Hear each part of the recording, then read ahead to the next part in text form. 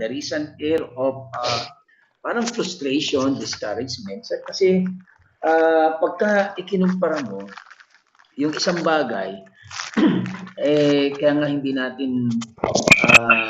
po natin minanais na lagi tayo nagko-compare because comparison brings despair. Opo, lalo pat naranasan mo, particular sa tanong na ito, yung mga tao na nakakita, sabihin nila, napakaganda nun, yung kaluwalhatian ng temple na yun. Tapos ngayon, biglang makikita, wasak ito. Sira, wasak, at tila unrepairable, hindi na maayos. Pero sabi sa talatang 4, ito naman po maganda. After sabihin ng propeta, maaaring sabihin nyo na baliwala lang ito, pero magpakatatag kayo. Ayan. Ipagpatuloy ninyo ang paggawa ng templo dahil kasama ninyo ako ang makapangyarihang Panginoon. Wow, introduction pa lang po ito, malakas na ang dating. Ano po? Sabi sa talatang 5, ganito rin ang ipinangako ko sa inyong mga ninong nang ilabas ko sa Ehipto. At ngayon ang aking espiritu ay mananatiling kasama ninyo, kaya huwag kayong matakot. Oo, pangyayanigin ang lupa, ang langit at ang mundo, ang lupa at ang dagat. At ngayon ang aking espiritu ay mananatiling kasama ninyo, kaya huwag kayong matakot. Oo, pangyayanigin ang langit at mundo, ng lupa at ang dagat, yayanigin ko ang lahat ng bansa at dadalhin nila rito sa templo ang kanilang mga kayamanan.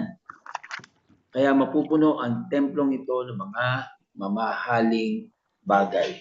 Sapagkat ang mga ginto at mga pilak ay akin, magiging mas maganda ang bagong templo kaysa dati. Yun naman pala. Ano po? Kaya nga, yung greater things o yung mga greater glory, no? The glory of this former house, no po, shall be greater. At bibigyan ko ang lugar na ito ng kapayapaan at mabuting kalagayan sa buhay. Ako ang Panginoong Diyos ang nagsasabi nito. Kaya purihin po ang Panginoon. Nakita natin yung sitwasyon ng templo ng Panginoon na itinayo ni Haring Solomon. Napakaganda po noon. Pag-aaralan po ninyo, napakaganda po ng templo na yon.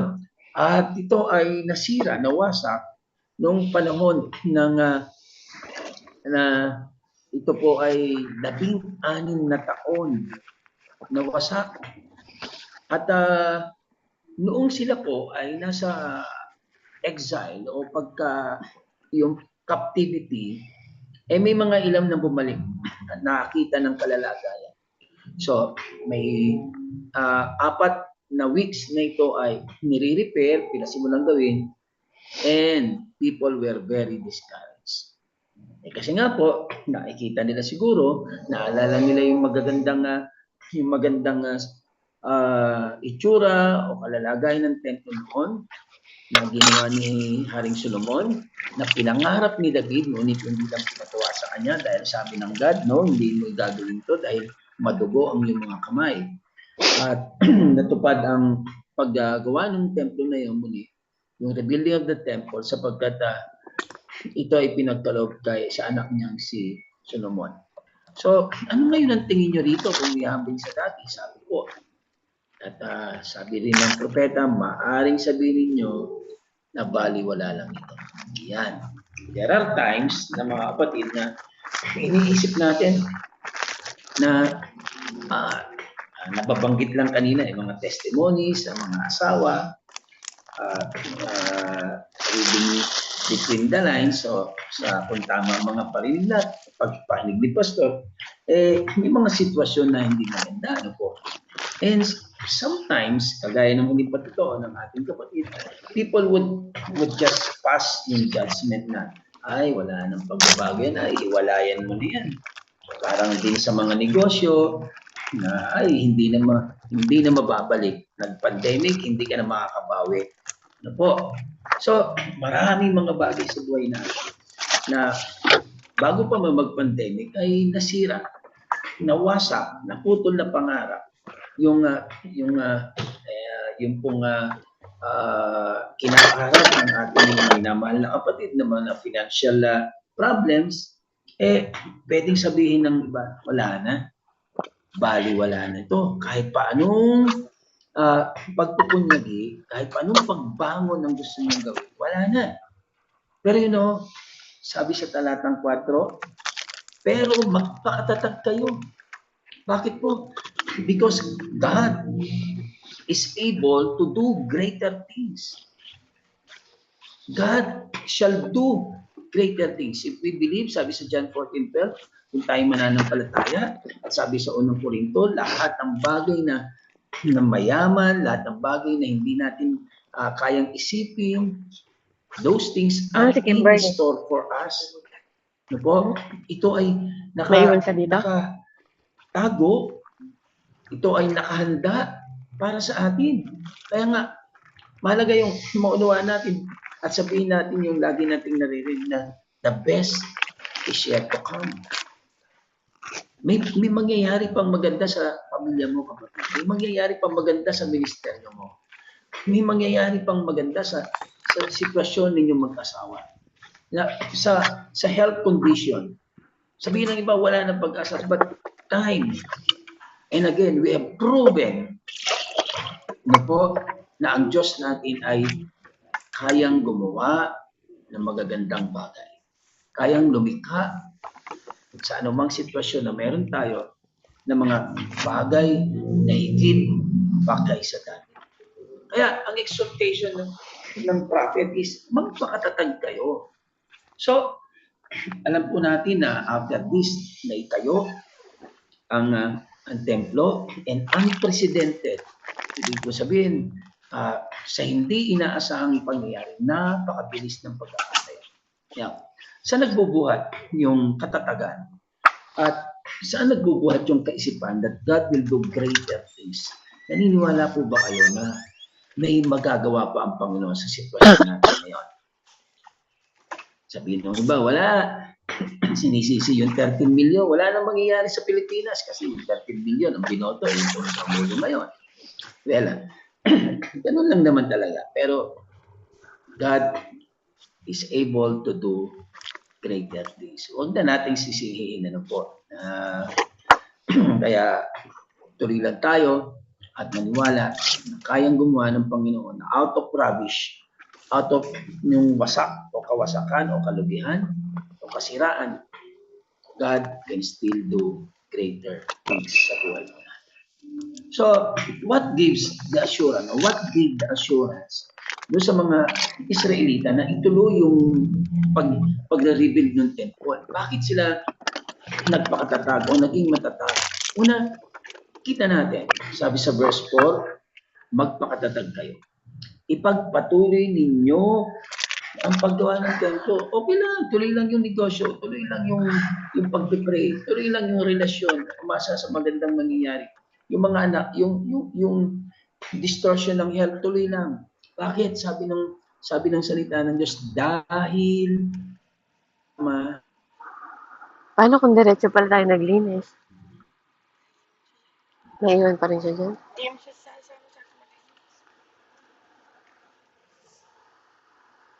This is the promise of God.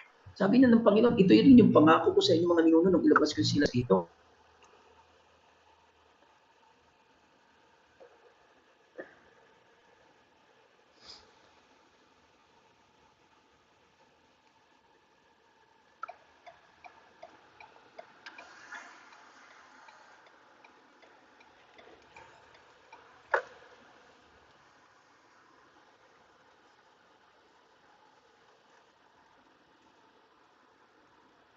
Ang sabi po diyan, huwag tayong magmukhang salapi. Ano po, sapagat siya nangako, hindi niya tayo iiwan ni pababayaan man. Amen? And He will be with us till the end of the world, in the end of times. Kaya, purihin po ang Panginoon. Yung assurance na God will do something great for us. Or God can do and shall do greater things kaysa sitwasyon natin ngayon, kaysa dati pa noon. Ang sarap. Ayaw mo? Is because kasama natin ang Panginoon. Amen? Yun lang naman ang dapat na nagpapalakas sa atin. We can, apart from God, we can do nothing. Wala tayong magagawa kung Mukhang walay tayo traffic sa mo naman sa Panginoon. kabila. Kaya napakalaga po na maunawaan natin Ba't sila nagpatuloy sa pagtatayo, sa pagre-rebuild ng temple? Because napaalalahanan sila ng Diyos mismo that I will be with you. Magpakatatag kayo sapagkat kasama niyo ako. So, yun ang maganda sa lahat. Hindi po, alam niyo po, when I talk sa pag-share na ito sa isang church, anniversary po nila, yung pastor na to is, ang dami ng sinamahan. Gusto niya magpa-adapt, gusto niya magpa-affiliate, lahat. Nakaranas na siya sa Koreano, nakaranas sa Inchik, sa Filipino-Chinese, nakaranas siya sa Amerikano, Singaporean. And wala, hanggang ngayon nag-iisa po sila. Kaya ang challenge ko po with the leading ng Holy Spirit, yung challenge ko sa kanila, hanapin ninyo ang presence ng God.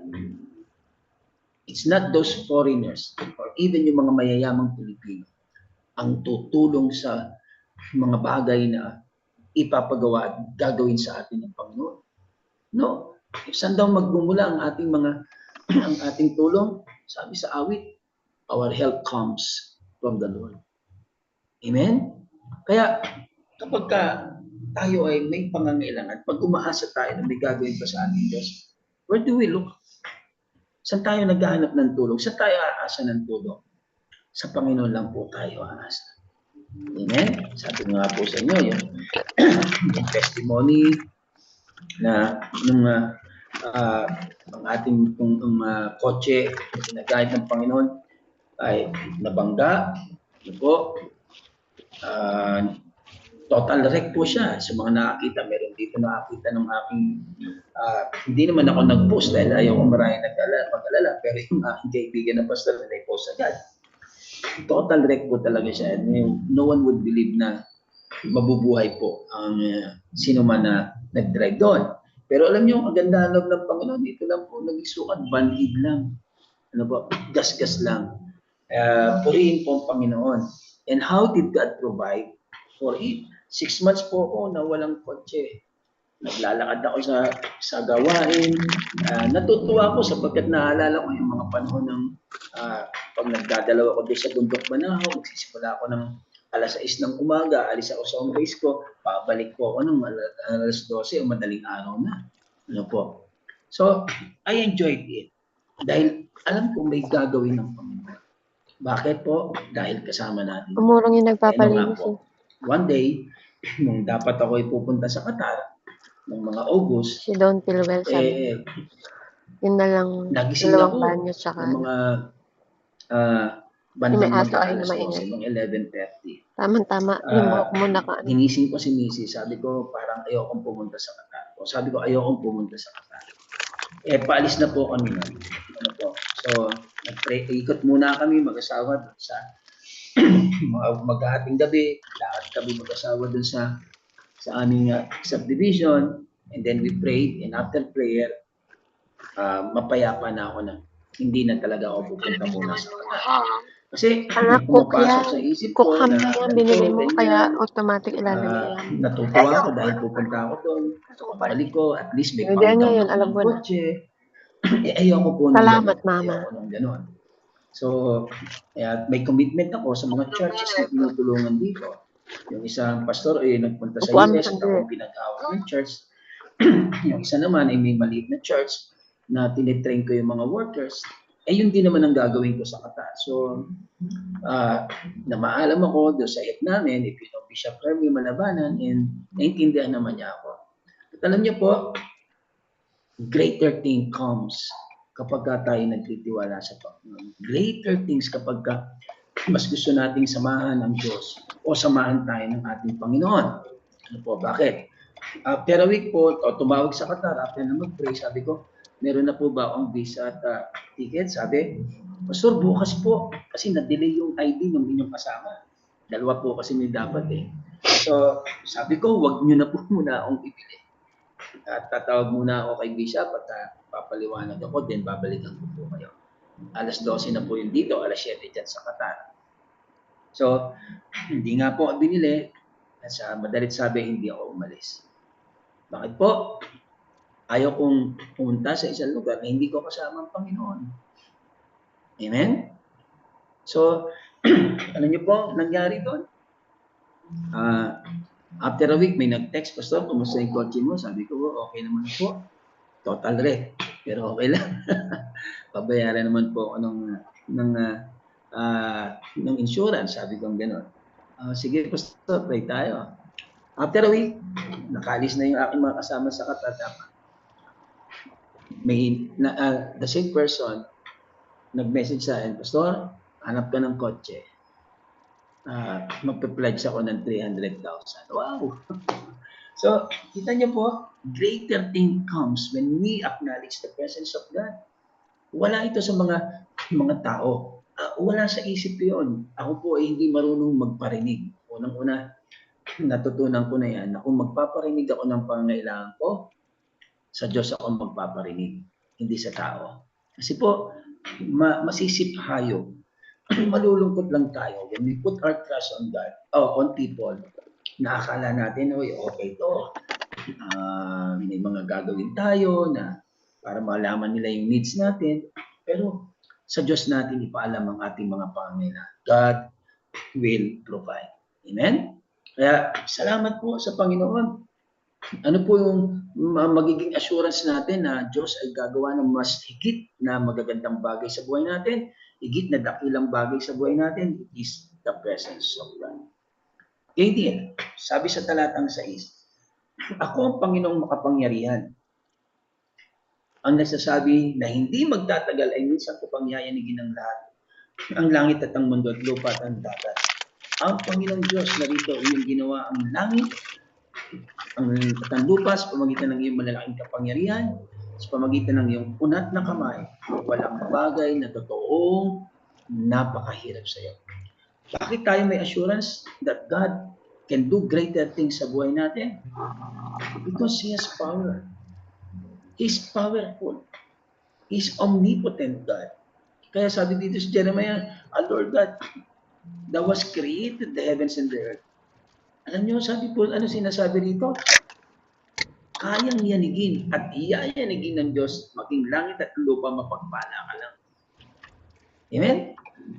Kaya siguro iniisip ng mga nagawa ng templo, sa magbubuhat nung si Solomon ay nagpagawa ng templo, lahat ng mga tao, kahit sa iba't ibang panig ng dala. Mangyayari pa kaya yun? Baka ganun ang iniisip ng mga Israelita na nagre-repair. But praise God, mga kapatid, we are serving a powerful God. Amen? Naniniwala po ba kayo doon? Pumuso naman po kayo kung kayo nariyan pa. Amen po? Makapangyarihan ng ating Panginoon. Kaya, with God, nothing shall be impossible. Walang mahirap sa Diyos, walang imposible sa Diyos. Sabi niya, ako ang Panginoong makapangyarihan. Yeah, salamat po sa pumuso. No? Ako ang Diyos na makapangyarihan.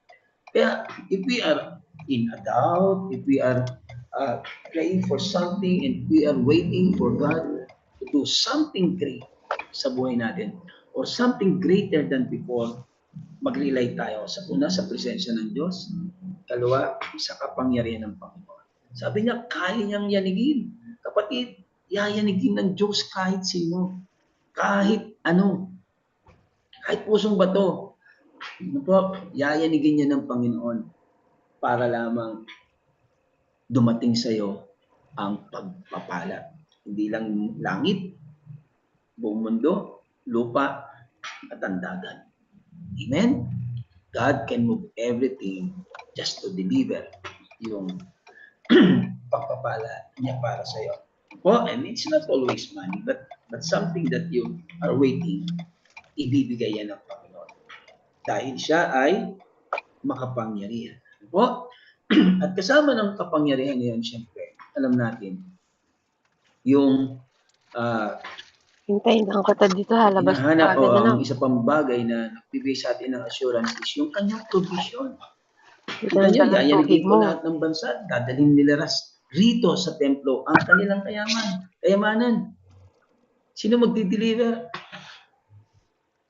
yung mga tag-ibang bansa ang magdadala ng kayamanan. Kaya mapupuno ang templong ito ng mga mamahaling bagay sapagkat akin. Anong assurance? Bakit kayang pagyamanin ng Diyos at kayang baguhin ng Diyos ang sitwasyon mo, kapatid? Sabi ng Diyos, akin ang mga ginto at ang mga pilak ay akin. Wow! Mayaman ang ating Diyos. So it's the presence of God, power of God, and then the provision of God. Alam naman natin yan na concerned talaga ang Diyos sa lahat ng pangangailangan natin. In fact, bago pa niya tayo likhain, nilikha niya muna ang mga pangangailangan natin. Ayaw niya na sa loob ng 5 araw ay magugutom ang tao o kaya ay walang patutunguhan. Kaya, purihin po ang Panginoon. Ano po? Sabi ng God, akin ang mga ginto, akin ang mga pilak. Ang yaman ng ating Diyos. At dadalhin nila rito sa templo ang kanilang mga kayamanan. Naalala niyo si Elijah? Sino pa nag-deliver nung kanyang ng tinapay at ng kanyang pangulam o yung meat? Diba? Diniliver. Yung pinaka most unlikely, the most unlikely na ibon, yung uwak pa, ang nagdala nito. Ano po? So, kita niyo po, grabe ang provision ng Panginoon sa atin. At even yung mga bagay na hindi natin inaasahan, He can provide. And sometimes He would use the most unlikely people or person. Kaya nga sa kapangyarihan ng Diyos tayo umaasa, hindi sa kung kanino man. Na obvious, na marunong, na mayaman, naku po. Masisipayo lang tayo pag sa kanila tayo umasa. Kanina nga, sabi ko dun sa high school, senior high school students, may recollection po sila na nag-speak si Pastor, kaya medyo husky na yung boses ko for 4 hours. Sabi ko, hindi nyo ba napansin? Tuwing may ginagawang himala ang Diyos, may ginagamit siyang tao, bagay. At ang kalimitan na ginagamit ng mga ordinaryo. Pakainin niya yung libo-libong tao, sinong ginamit? Batang paslit. Diba? Si Moses ay matanda na.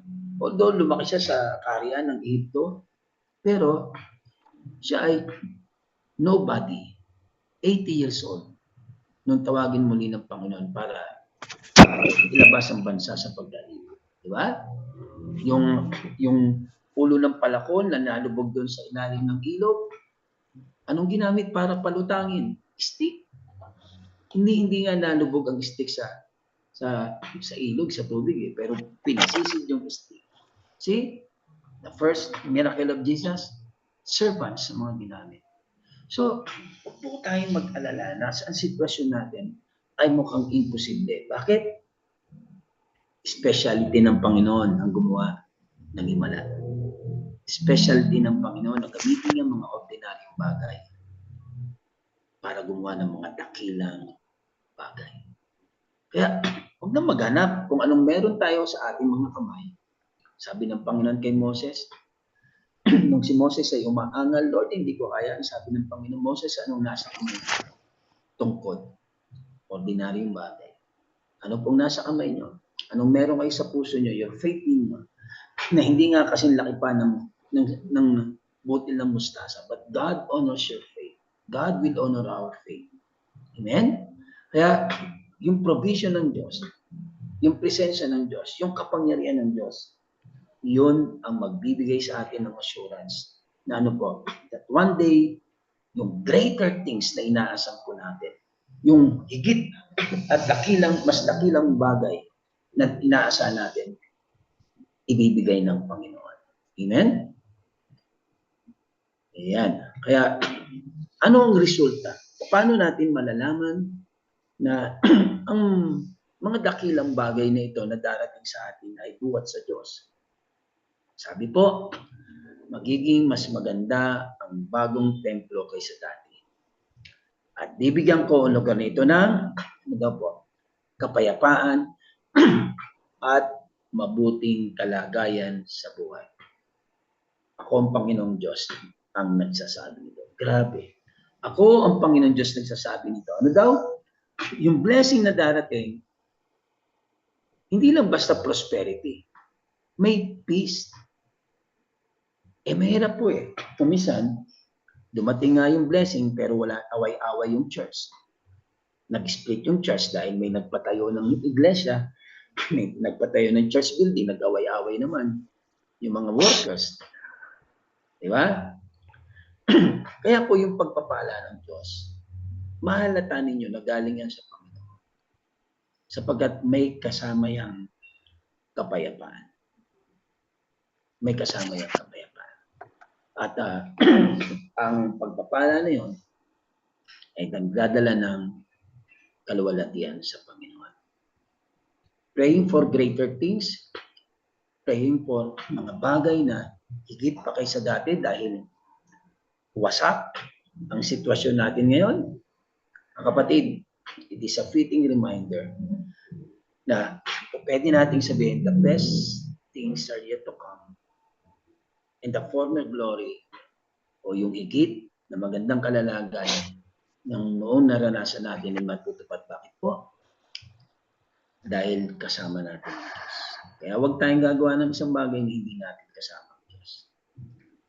Kalawa, dahil makapangyarihan ang Panginoon. Kaya niyang yanigin. Kahit ano, kaya yayanigin niya, ma-deliver lang yung idinadalangin mo sa iyo. At ganyan din po, yung provision ng God. Hindi madamot ng Diyos. At purihin po ang Panginoon. He can command even the nations. He can command even the raven. He can bring you a small child to deliver the blessings. Yung balo na isang hapunan na lang mamamatay na, pwede pa rin gamitin sa iyo ng Panginoon para dalhin ang mga bagay na nanarapat at iniisip ng Diyos para sa iyo. Kaya po, pumayapa po tayo at sa pagdating ng pagpapalang yun, makikita natin na ito'y buhat sa Diyos sapagkat walang kaguluhan, walang away.